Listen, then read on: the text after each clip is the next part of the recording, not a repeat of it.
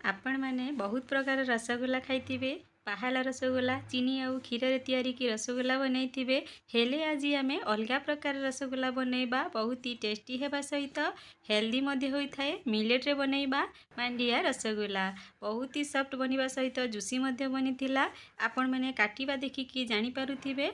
नमस्कार, महालक्ष्मी किचन को समस्तंकु बहुत बहुत स्वागत। यही रेसिपी को फुल देखंतु आउ भल लागिले गोटे लाइक करदेबे, शेयर करदेबे। आ मो चैनल को जदि नुआ देखुछंती प्लीज गोटे सब्सक्राइब करदेबे। एठी मु गोटे लिटर क्षीर को गरम करी नेछि। भल से गरम हेले लेंबू रस नहेले तो विनेगार देकी छेना बनै नेबा। आपण मैंने देखि पारुथिबे क्षीर हमर गरम हेई सारिछि। मु लेंबू रस रे छेना बनै नेबी।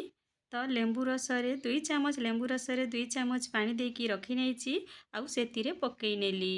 आपण माने देखि पारुथिबे हमर छेनाटी एबे हेई सारिछि। पानी आउ छेना मध्य अलगा हेई सारिछि।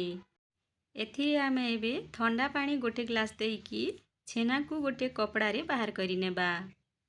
परे गोटे जाली रे 10 रु 15 मिनिट पई रखी नेबा। रखिबार 10 रु 15 मिनिट हेई सारिछि। एबे गोटे बड़ थाली को आमे बाहर करी नेबा। आज आमे मांडिया रसगोला बनौचे तो एथिरे मांडिया गुंड निहाती पकेइबा। मांडिया को धोईकी सुखाई नेथिली परे गुंड करी नेछि। मांडियार गुंड बाजार रे मध्ये मिलुची, ताकू मध्ये आनिकी आपण माने बनै पारिबे। मांडिया गुंड आ छेना को मिक्स करी सारला परे हाथ पापुली रे घसी की गोटे साइड को नहीं जीबा। जेमिति की आपण माने वीडियो रे देखि पारुचंती। परे आउ थरे ए सब को एकाठी करी नेबा। मांडिया आउ छेना को घसी घसी की 15 रु 16 मिनिट घसी नेबा। छेना मध्ये बहुत ही सॉफ्ट हे सारिछि। सेथिरु टिके गुला करी नेबा। जेतिकी बड़ साइज रसगोला चाहुतिले सेतिकी बड़ करी नेबे। फुलिला परे मध्ये तार साइज डबल हे थाए। सेहिति पई टिके छोट गुला को नेकी गोल गोल करिकी बनै नेबा। आपण माने देखि पारुथिबे एथिरे हम टिके भी क्रैक आसुनी। आमर छेना और मांडिया गुंडटी एकदम परफेक्ट हेइची। मु ए साइज रो गोल गोल करिकी बनै नेछि।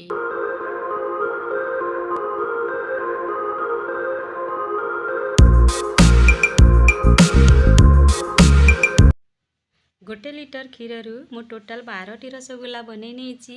एबे चीनी सिरा बनै नेबा। गोटे कढ़ई रे चीनी देकी पानी देई नेबा। गोटे कप चीनी रे 4 रु 5 कप पानी देई नेछि। आउ चीनी आउ पानी को भल से मिक्स करी नेबा। आमे तो सिरा बनेबानी, खाली चीनी आउ पानी को मिक्स करिकी भल से फुटई नेबा। बास्ना पाई देई देबा लवंग आउ इलायची। इलायची आउ लवंग को मु छेचिकी पकई नेछि। एथिरे आमे बनैकी रखिथिबा रसगोला को पकई नेबा। आपण माने देखि पारुथिबे पानी हमर भल से फुटुची। एथिरे आमे गोटे गोटे करी रसगोला को पकई नेबा।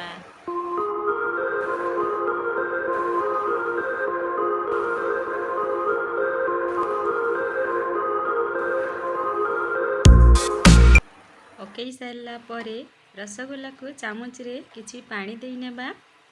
गैस को आमे हाई रे रखिकी कवर करिकी 15 मिनिट छाड़ी देबा।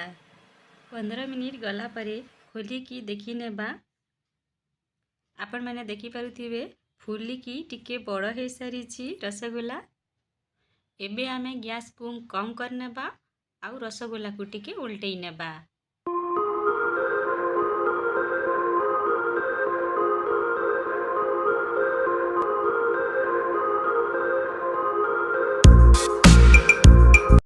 पुणी कवर करिकी 10 मिनिट पई छाड़ी देबा। एबे हमर 10 मिनिट हेई सारिछि।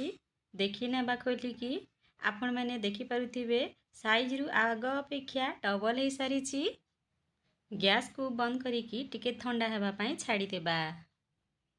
हमर रसगोला मध्य टिके ठंडा हेई सारिछि। गोटे चामच रे काढ़िकी देखि नेबा बहुत ही सॉफ्ट हेइथिला। एबे गोटे गिना रे काढ़ी नेबा। एबे ठंडा हेकी खाइबा पई बिल्कुल रेडी गला हमर मांडिया रसगोला। आपण माने याकू निहाती ट्राई कर नेबे। केमिति होला निश्चय जणाइबे। आउ हां, एई रेसिपी जदी भल लागे प्लीज गोटे लाइक कर देबे, शेयर कर देबे। आउ जो माने नुआ देखुचंती चैनल को सब्सक्राइब कर देबे। पुणी आसबि नुआ रेसिपी नहीं। एई रेसिपी देखिथिबारु आपनकु बहुत बहुत धन्यवाद।